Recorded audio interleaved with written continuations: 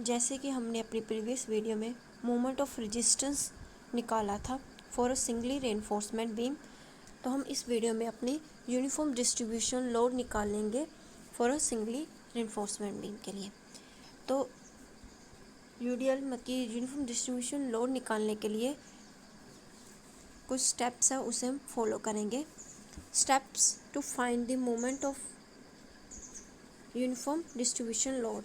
तो हमारा जो फर्स्ट स्टेप है उसमें क्या करेंगे हम, स्टेप फर्स्ट में to find the area of steel. तो एरिया ऑफ स्टील फाइंड करने के लिए हमारा फॉर्मूला क्या होगा, n into pi into D square divided by 4। तो स्टेप फर्स्ट के बाद हम करेंगे अपना step number second. Step number second में हम क्या फाइंड करते हैं, to find the neutral axis x u. तो एक्सियो फाइंड करने के लिए क्या हमारे पास 0.87 into A S T into F Y divided by 0.36 F C K into B. A S T जो हमने एरिया ऑफ स्टील निकाला है वो है, एफ वाई क्या होता है हमारे पास ग्रेड ऑफ स्टील, और एफ सी के क्या होता है ग्रेड ऑफ कंक्रीट। तो वी हमारे पास क्या होती है विड्थ। स्टेप नंबर थर्ड में हम क्या करेंगे, find to find the limiting value of depth.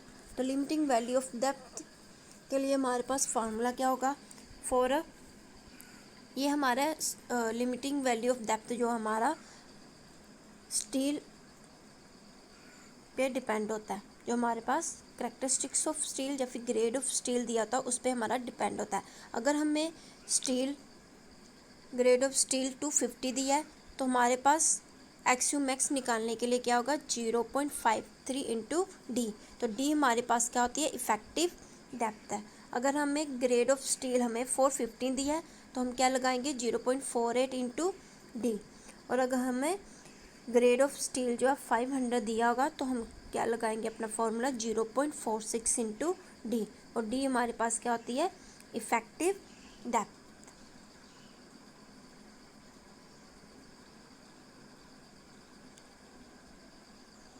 तो हमारा स्टेप नंबर फोर्थ क्या होगा, कंपेयर दी सेक्शन। जैसे हमने एक्सयू और एक्सयू मैक्स निकाला है, फिर हम उन दोनों को कंपेयर करेंगे। अगर हमारा एक्सयू जो है लेस देन आ गया एक्सयू मैक्स से, तो हमारा वो सेक्शन वो क्या हो जाएगा अंडर रेनफोर्समेंट। और अगर एक्सयू ग्रेटर देन आया एक्सयू मैक्स तो हमारा सेक्शन क्या होगा ओवर रेनफोर्समेंट। तो नेक्स्ट स्टेप हमारा step number 5 to find the moment of resistance. Moment of resistance find करना है। तो हमारे पास अगर हमारा जो सेक्शन है वो अंडर रेनफोर्समेंट आया तो हम क्या लगाएंगे, ये वाला फार्मूला लगाएंगे फॉर अंडर रेनफोर्समेंट के लिए 0.87 into A S T into F Y D minus 0.48 into D.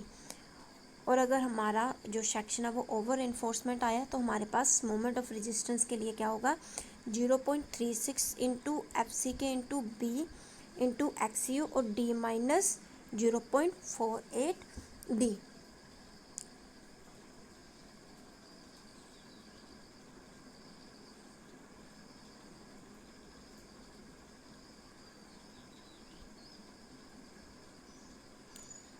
और हमारा लास्ट स्टेप्स क्या होगा, टू फाइंड यूडीएल। तो उसके लिए हमारा फार्मूला क्या होता है MU equals to WL square by 8। ये हमारा होगा स्टेप नंबर 6 होगा, हमारा स्टेप नंबर 6 होगा। तो हम अपना अब न्यूमेरिकल सोल्व करते हैं। तो न्यूमेरिकल में क्या हमारे पास a rectangular reinforcement beam of a rectangular section कितना 300 mm width via 600 mm deep is reinforcement with the 4 number of dia or 20 mm dia bar at the effective depth of 550 mm. The effective span is a 7 meter and use M20 and FE 415. Find the UDL.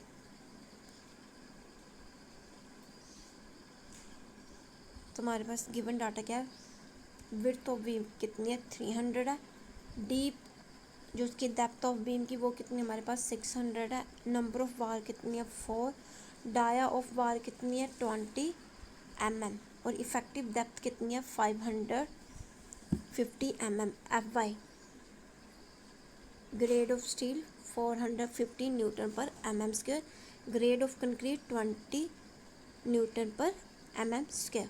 जो हमारे पास F E होती है वो हमारे पास क्या होता है एफ आई होता है, और जो हमारे पास M20 या 30 वो हमारे पास क्या होता है ग्रेड ऑफ कंक्रीट जिसे हम बोलते हैं FCK।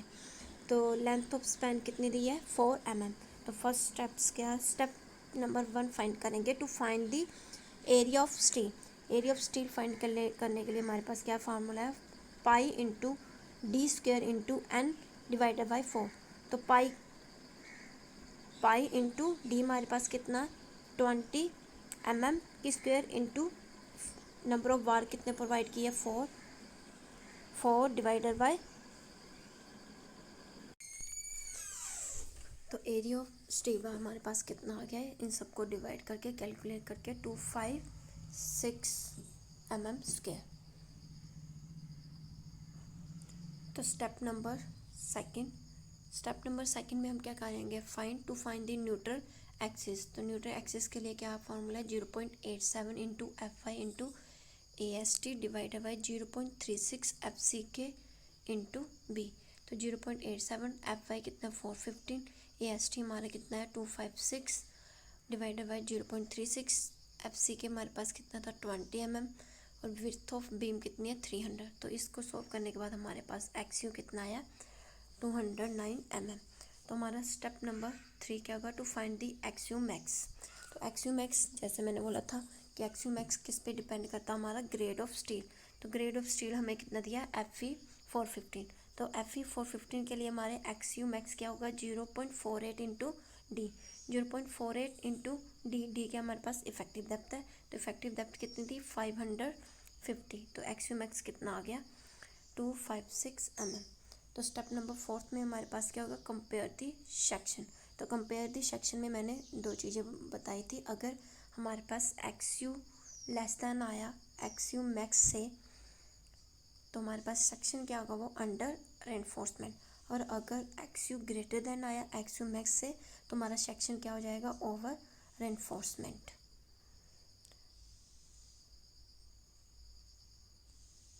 तो स्टेप नंबर 5 क्या है, to find the moment of resistance for a under reinforcement. तो हमारे पास सेक्शन अंडर रेनफोर्समेंट आया तो मोमेंट ऑफ रेजिस्टेंस में हम अंडर रेनफोर्समेंट से ही निकालेंगे। तो अंडर रेनफोर्समेंट के लिए मोमेंट ऑफ रेजिस्टेंस का फार्मूला क्या है 0.87 into F y into A S t bracket d minus 0.48 into x u. तो 0.87 एफ वाई कितना है 415, ए एस टी कितना है 1256 ब्रैकेट डी इफेक्टिव डेप्थ कितना है 550 माइनस 0.42 और एक्स यू कितना है 209.94। तो एक्स यू एम यू कितना आ गया हमारा 209.42 किलो न्यूटन पर mm। तो इस चीज़ को हम डिवाइड करेंगे, मोमेंट ऑफ जैसे हम निकालेंगे इसको हम 10 रेज़ की पावर 6 के साथ डिवाइड करेंगे, क्योंकि हमारी जो सभी वैल्यू है वो किस में है mm में है, mm और न्यूटन पर mm में है। तो इस वैल्यू को हमने किलो न्यूटन पर मीटर में कन्वर्ट करने के लिए मोमेंट ऑफ रेजिस्टेंस को 10 रेज़ की पावर 6 के साथ क्या कर दिया डिवाइड कर दिया। तो ये सब करने के बाद हमारा लास्ट स्टेप है टू फाइंड दी यूडीएल। तो यूडीएल फाइंड करने के लिए हमारे पास फार्मूला क्या था MU equals to WL² divide by 8।